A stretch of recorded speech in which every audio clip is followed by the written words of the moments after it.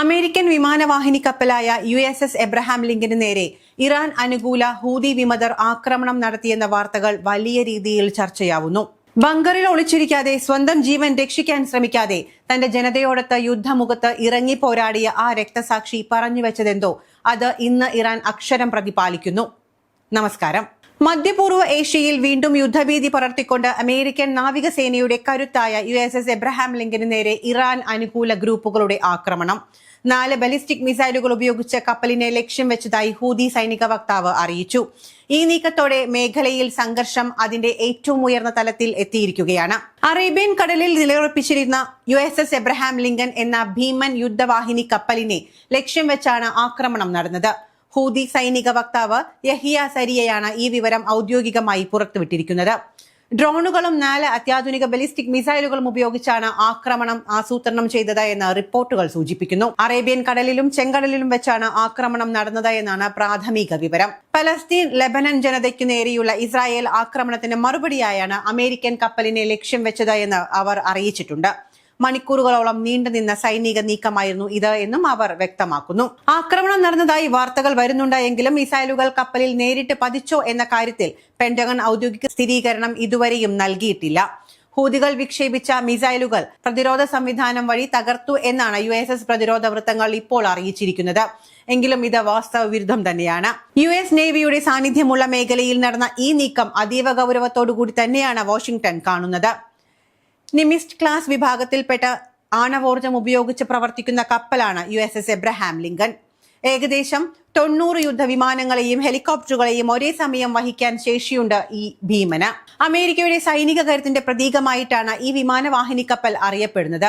അതിനു നേരെയാണ് ഇറാന്റെ ഈ പടയൊരുക്കം ഇപ്പോൾ നടന്നിരിക്കുന്നത്. ലോകം ഇന്നലെ സാക്ഷ്യം വഹിച്ചത് ഒരു ഭരണാധികാരിയുടെ അന്ത്യത്തിനല്ല, മറിച്ച് ഒരു യുഗപുരുഷന്റെ സിംഹഗർജനത്തിനാണ്. വേണമെങ്കിൽ സുരക്ഷിതമായ ബങ്കറുകളിൽ ഒളിച്ചിരിക്കാമായിരുന്നു. സ്വന്തം ജീവൻ രക്ഷിക്കാൻ ലോകത്തിന്റെ ഏതെങ്കിലും മൂലയിലേക്ക് മാറുകയും ചെയ്യാമായിരുന്നു. പക്ഷേ തന്റെ ജനതയെ യുദ്ധമുഖത്ത് തനിച്ചാക്കി ഒളിച്ചോടാൻ ആ വിപ്ലവ വീര്യം അനുവദിച്ചിരുന്നില്ല. ശത്രുക്കളുടെ മിസൈലുകൾക്ക് മുന്നിൽ നെഞ്ചുവിരിച്ചു നിന്ന് അദ്ദേഹം രക്തസാക്ഷിത്വം വരിക്കുമ്പോൾ അത് ലോകത്തെ പഠിപ്പിക്കുന്നത് ഒരു യഥാർത്ഥ നായകൻ എങ്ങനെയായിരിക്കണം എന്ന് തന്നെയാണ്. ആക്രമണം ഉണ്ടാകുമെന്ന് ഉറപ്പായിട്ടും സുരക്ഷിത താവളങ്ങളിലേക്ക് മാറാൻ അദ്ദേഹം തയ്യാറായിരുന്നില്ല എന്നതാണ് സത്യം. തന്റെ സൈനികരും ജനങ്ങളും വെടിയുണ്ടകളെ നേരിടുമ്പോൾ താൻ മാത്രം സുരക്ഷിതനായിരിക്കുന്നത് തന്റെ കർത്തവ്യത്തിന് നിരക്കാത്തതാണ് എന്ന് അദ്ദേഹം വിശ്വസിച്ചിരുന്നു. ഒളിച്ചിരുന്ന ജീവൻ നീട്ടിക്കിട്ടുന്നതിനേക്കാൾ ശത്രുവിന്റെ കണ്ണിൽ നോക്കി പുഞ്ചിരിച്ചുകൊണ്ട് മരണം വരിക്കാനാണ് ആ വലിയ മനുഷ്യൻ ആഗ്രഹിച്ചത്. തങ്ങളുടെ പരമോന്നത നേതാവ് പറഞ്ഞു വെച്ചത് എന്താണോ, നടപ്പിലാക്കാൻ ആഗ്രഹിച്ചത് എന്താണോ, തങ്ങളെ പഠിപ്പിച്ചത് എന്താണോ, അത് തന്നെയാണ് ഇറാൻ ജനത ഇന്ന് നടപ്പിലാക്കിക്കൊണ്ടിരിക്കുന്നത്. ലോകത്തെ കിടുകിട വിറപ്പിക്കുന്ന USS എബ്രഹാം ലിങ്കൻ എന്ന കപ്പൽ ആക്രമിക്കാനും പോകുന്ന കരുത്ത് അവർക്ക് ലഭിച്ചതും ഈ പരമോന്നത നേതാവിന്റെ വാക്കുകളിലെ ഊർജ്ജം ഉൾക്കൊണ്ട് തന്നെയാണ്. രക്തസാക്ഷിത്വം അത് അദ്ദേഹം ചോദിച്ചു വാങ്ങിയതാണ്. സാധാരണ മരണം അത് ഖമേനിക്ക് വഴങ്ങില്ലായിരുന്നു. പോരാട്ടത്തിന്റെ തീച്ചൂളയിൽ വെച്ച് വീരമൃത്യു വരിക്കുക എന്നത് അദ്ദേഹത്തിന്റെ കാലങ്ങളായുള്ള പ്രാർത്ഥന തന്നെയായിരുന്നു. എന്റെ ജനങ്ങൾ യുദ്ധക്കളത്തിൽ ഇറങ്ങുമ്പോൾ ഞാനും അവിടെ തന്നെയുണ്ടാകും എന്ന വാക്ക് അദ്ദേഹം മരണം കൊണ്ട് പാലിച്ചു.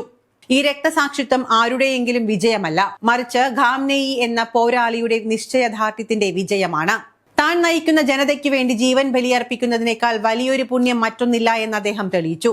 ഈ മരണം ഇറാന്റെ പോരാട്ട വീര്യത്തെ തകർത്തു കളയുകയല്ല, മറിച്ച് ശത്രുവിനെ ചാരമാക്കാൻ പോകുന്ന അഗ്നിയായി ഓരോ ഇറാനിയുടെയും ഉള്ളിൽ അത് പടരുകയാണ്. ജനങ്ങളെ മുൻനിർത്തി പിന്നിൽ മറയുന്നവനല്ല, മറിച്ച് മുന്നിൽ നിന്ന് നയിക്കുന്നവനാണ് നേതാവ് എന്ന് അദ്ദേഹം തെളിയിച്ചിരിക്കുകയാണ്. മരണത്തെ പുണ്യമായി കണ്ട ഖാംനെയുടെ അജയ്യമായ ആത്മവീര്യം. അമേരിക്കൻ കപ്പലിനെതിരായ ഈ നീക്കവും ഇറാനും അമേരിക്കയും തമ്മിലുള്ള നേരിട്ടുള്ള യുദ്ധത്തിലേക്ക് അല്ലെങ്കിൽ ഏറ്റുമുട്ടലിലേക്ക് മാറുമോ എന്ന ആശങ്കയിലാണ് ഇപ്പോൾ ലോകരാജ്യങ്ങൾ. പശ്ചിമേഷ്യയിൽ വിന്യസിച്ചിരിക്കുന്ന അമേരിക്കൻ യുദ്ധക്കപ്പലുകൾക്ക് ജാഗ്രതാ നിർദ്ദേശം നൽകിയിട്ടുണ്ട് അമേരിക്ക. ആ പരമോന്നത നേതാവിന്റെ വാക്കുകൾ അക്ഷരം പ്രതി അനുസരിക്കാൻ ഇറാൻ ഒരുമ്പെട്ടാൽ ചാരമാവുക തന്നെ ചെയ്യുമെന്ന യാഥാർത്ഥ്യം അമേരിക്ക ഇപ്പോൾ തിരിച്ചറിഞ്ഞു കഴിഞ്ഞിട്ടുമുണ്ട്. ചുരുക്കി പറഞ്ഞാൽ അമേരിക്ക ഭയപ്പെട്ടു തുടങ്ങിയിരിക്കുന്നു എന്നർത്ഥം.